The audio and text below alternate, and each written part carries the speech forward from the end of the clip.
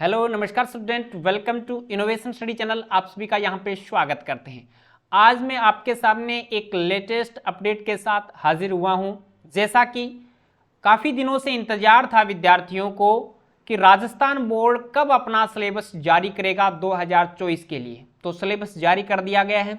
जैसा कि मैंने बोला था कि कुछ एक चैप्टर हटेंगे, कुछ एक चैप्टर में से पॉइंट हटेंगे, तो मैं आपको यहाँ से चैप्टर भी आपके हटाए गए हैं, 2-3 चैप्टर हटे हैं वो बता दूंगा, और चैप्टर में से कौन कौन से टॉपिक आपको पढ़ने हैं वो बता दूंगा। ठीक है, तो आप पुरानी बुक है आपके पास में तो वो इधर उधर न फेंकें, वो भी काम में आएगी, सफिशिएंट है। नई बुक है तो उसमें आप नंबरिंग लगा लें कि कौन सा चैप्टर कितने नंबर का है, और पुरानी बुक है तो उसमें साथ में तो ये नंबरिंग लगाते चलेंगे कि कौन सा चैप्टर कितने नंबर का है। और आपको ये भी देखना पड़ेगा कि कौन कौन से पॉइंट हट गए हैं, कौन कौन से पॉइंट हमें पढ़ने पड़ेंगे, तो वो थोड़ा सा आप ध्यान में रखते निशान लगाएं। तो सबसे पहले तो अपन चर्चा कर लेते हैं। 3.25 घंटे का टाइम रहेगा, वही रहेगा पीछे वाला। और प्रश्न पत्र आपका 80 नंबर का पहले आता था, अभी भी आएगा। 20 नंबर स्कूल की तरफ से भेजे जाएंगे, पहले भी भेजे जाते थे, तो पूर्णांक 100 नंबर का पहले भी था, अभी है, वो इसमें कोई चेंज है नहीं। अब अपन चलते हैं चैप्टर वाइज चर्चा करेंगे। इंग्लिश और हिंदी मीडियम बॉक्स आप दोनों निशान लगा सकते हैं यहाँ से। जैसा कि पहला चैप्टर आ जाता है रासायनिक अभिक्रिया एवं समीकरण।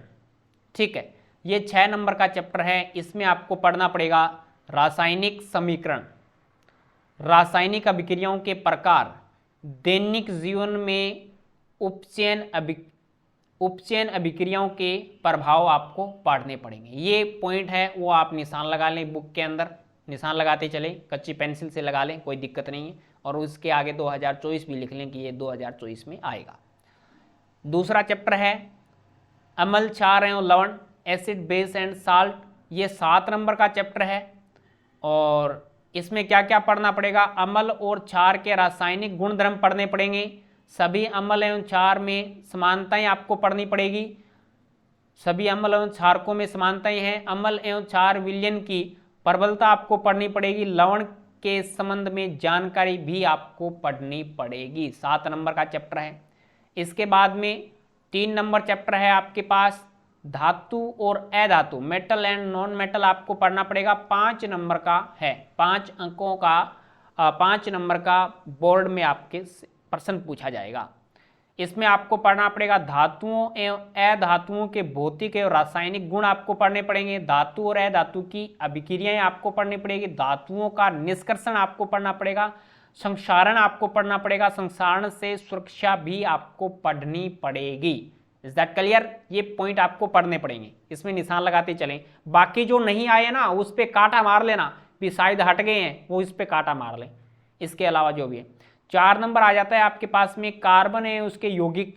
यही पुरानी बुक में है, कार्बन है उसके यौगिक। ठीक है, 7 नंबर का चैप्टर है, अंक 7 में लगाते चलें पेंसिल से। इसमें पॉइंट लगाएं। कार्बनिक यौगिकों के आबंध, कार्बन की सर्वतोमुखी प्रकृति। अच्छा, कार्बनिक यौगिकों के रासायनिक गुण, कुछ महत्वपूर्ण कार्बनिक यौगिक, इथेनॉल और एथेनॉल एसिड, साबुन और डिटर्जेंट, ये आपको इसमें पढ़ना पड़ेगा। इस टॉपिक पे, इस पॉइंटों पे आप निशान लगा लें, ये 2024 के लिए प्रिपेयर कर लें, तैयार कर लें। इसके बाद में आपका चैप्टर हटा दिया गया है। कौन सा हटा दिया गया? 5वां चैप्टर। पुरानी बुक में 5वें चैप्टर को डिलीट कर लें, शायद 5वां चैप्टर आपका डिलीट हो चुका है, इसलिए चैप्टर का नाम बता दूं मैं, तत्वों का आवर्त वर्गीकरण, ये डिलीट हो गया है, इसको हटा लें। और आपका 5 नंबर चैप्टर आ गया जैव प्रक्रम। ठीक है, जैव प्रक्रम 8 नंबर का चैप्टर है, जो कि नई बुक में 6 नंबर चैप्टर है। नई बुक में 5 नंबर चैप्टर है और पुरानी बुक में 6 नंबर चैप्टर है। पुरानी बुक का 6 नंबर चैप्टर है और नई बुक का 5 नंबर चैप्टर है। इसमें पढ़ना पड़ेगा आपको जैव प्रक्रम, पोषण, शोषण, वहन एवं उत्सर्जन। इसमें ये पॉइंट आपको पढ़ने पड़ेंगे। ठीक है, पुरानी बुक में ये 6 नंबर चैप्टर है, अभी 8 नंबर का है, और नई बुक का तो ये चल ही रहा है। फिर नई बुक में तो कोई चक्कर ही नहीं है, उस वो ओनली फॉर आपको इसमें अंक 12 दर्ज करना है। 6 नंबर चैप्टर आ जाता है नियंत्रण एवं समन्वय। नियंत्रण एवं समन्वय, जो कि पुरानी बुक में 7 नंबर चैप्टर है। इसमें आपको पढ़ना पड़ेगा जंतु तंत्रिका तंत्र, पादपों में समन्वय, और जंतुओं में हार्मोन, ये आपको पढ़ना पड़ेगा, 6 नंबर का चैप्टर है। ठीक है, साथ साथ में निशान नहीं लगाए जा रहे हैं तो वीडियो को पॉज कर लें, रोक रोक के। मैं एक चैप्टर का बताता हूँ, वीडियो को रोक के आप 1 नंबर चैप्टर के निशान लगाएं, फिर दूसरे के निशान लगा लें, तीसरे के निशान लगा लें, इस प्रकार से वीडियो को पॉज करके लगा लें। ठीक है, अब यहां से है जीवों में प्रजनन, जैसा कि नई बुक में 7 नंबर चैप्टर है ये, और जीवों में प्रजनन या जीव जनन कैसे करते हैं, जीवों में प्रजनन, ये आपका वही है। पुरानी बुक में 8 नंबर चैप्टर है, चैप्टर का नाम है जीव जनन कैसे करते हैं, जीवों में प्रजनन एक ही बात है, न घबराएं। 7 नंबर का चैप्टर है, 7 अंकों का है भी। ठीक है, इसमें आपको पढ़ना पड़ेगा, पुरानी बुक में निशान लगाएं 8 नंबर चैप्टर में, और वैसे ये 7 नंबर चैप्टर रहेगा, लेकिन पुरानी बुक में 8 नंबर है। कंफ्यूज होंगे मुझे लगता है यहाँ पे। जीवों द्वारा अपनी प्रकृति का सर्जन, एकल जीवों में प्रजनन की विधियां, लैंगिक जनन और जनन स्वास्थ्य, ये आपको पढ़ना पड़ेगा। ठीक है, 8 नंबर चैप्टर लगाएं, नई बुक में है आनुवांशिकता एवं जैव विकास, 4 नंबर का चैप्टर है। पुरानी बुक में 9 नंबर चैप्टर है आनुवांशिकता एवं जैव विकास, इसमें आपको पढ़ना पड़ेगा जनन के दौरान विभिन्नताओं का संचयन और आनुवांशिकता, ये आपको पॉइंट पढ़ने पड़ेंगे, इससे रिलेटिव आपसे क्वेश्चंस पूछे जाएंगे। 3 नंबर यूनिट आ जाता है, 3 नंबर यूनिट आ जाता है, उसमें आपके 9 नंबर चैप्टर आ जाता है प्रकाश परावर्तन तथा अपवर्तन, रिफ्लेक्शन एंड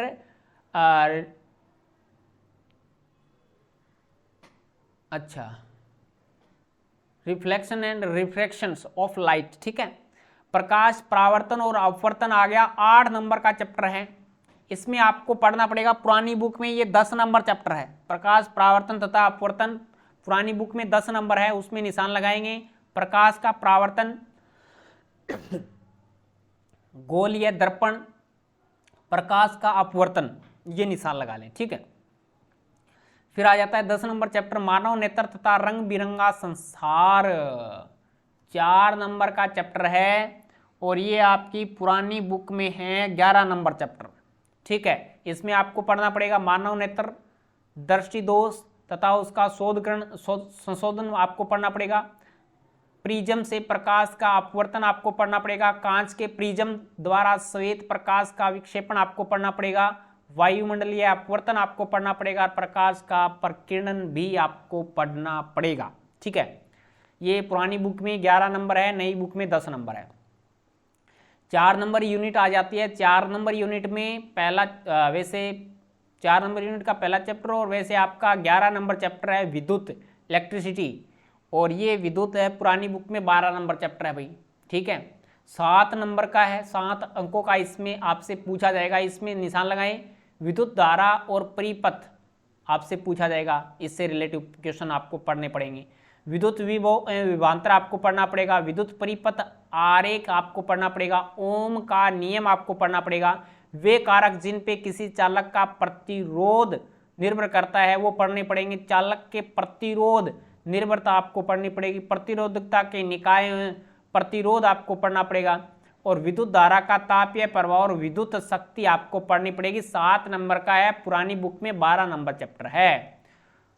नई बुक का 12 नंबर चैप्टर आ जाता है विद्युत धारा का चुंबकीय प्रभाव, 6 नंबर का चैप्टर है, निशान लगाएं, नई बुक में 6 नंबर है, पुरानी बुक में ये आपका रहेगा विद्युत धारा की चुंबकीय प्रभाव, 13 नंबर चैप्टर है। ठीक है, चुंबकीय क्षेत्र और क्षेत्र रेखाएं, किसी विद्युत, ये आपको पढ़ना पड़ेगा, किसी विद्युत धारावाही चालक के कारण चुंबकीय क्षेत्र आपको पढ़ना पड़ेगा, चुंबकीय क्षेत्र में किसी विद्युत धारावाही चालक का बल आपको पढ़ना पड़ेगा, चालक पर बल, विद्युत मोटर्स और विद्युत चुंबकीय प्रेरण आपको पढ़ना पड़ेगा, विद्युत जनित घरेलू विद्युत परिपथ भी आपको पढ़ना पड़ेगा, विद्युत जनित और घरेलू विद्युत परिपथ भी आपको पढ़ना पड़ेगा। 6 नंबर का चैप्टर है, पुरानी बुक में 13 नंबर चैप्टर है और नई बुक में 12 नंबर है। अब आ जाती है 5वीं यूनिट, 5वीं यूनिट में हमारा पर्यावरण, यानी ये आपका रहेगा हमारा पर्यावरण, 15 नंबर चैप्टर। ऊर्जा के स्रोत आपका चैप्टर हटा दिया गया, ऊर्जा के स्रोत आपका चैप्टर हटा दिया गया, हमारा पर्यावरण 5 नंबर का है, और इसमें क्या क्या पढ़ना पड़ेगा, परितंत्र एवं इसके घटक आपको पढ़ने पड़ेंगे, पर्यावरण को प्रभावित करने वाले क्रियाकलाप भी आपको पढ़ने पड़ेंगे, और आपका प्राकृतिक संसाधनों का संपोषित प्रबंध आपका 16 नंबर चैप्टर हटा दिया। अब कौन कौन से चैप्टर हटाए गए हैं? चैप्टर आपके हटा दिए, एक तो पुरानी बुक की बात कर रहा हूं, पुरानी बुक में 5 नंबर चैप्टर हटा दिया, पुरानी बुक में 14 नंबर चैप्टर हटा दिया, और पुरानी बुक में 16 नंबर चैप्टर हटाए। 16 चैप्टर थे, 5, 14 और 16 हटा दिए गए हैं। अब 3 बच गए, 16 में से आप निकालोगे 3 तो 13 बचेंगे। 13 चैप्टर आपके पास में बचे हैं। 13 चैप्टर में कौन कौन से टॉपिक पढ़ने हैं, कौन सा चैप्टर कितने नंबर का है, ये आपको अच्छे से निशान लगा के और 2024 के लिए इसी प्रकार से आपको प्रिपरेशन करना है, इसी पे आपको तैयारी रखनी है। और थोड़ा सा सिलेबस आपका 20% छोटा भी हो रहा है, और अच्छे से तैयारी करनी है, एकदम स्टिक। और इसी प्रकार की न्यूज और अपडेट स्टिक जानकारी के लिए इसी चैनल को सब्सक्राइब करके पास में लगी बेल आइकन को जरूर दबाएं। क्लास को ज़्यादा से ज़्यादा अपने दोस्तों के पास में शेयर करें ताकि उनको भी पता चले और वो भी नए पैटर्न पे तैयारी रखें। आपको मैथ का निःशुल्क सिलेबस करवाया जाएगा इस पे, class 8th 9th 10th 11th 12th सभी को, ठीक है।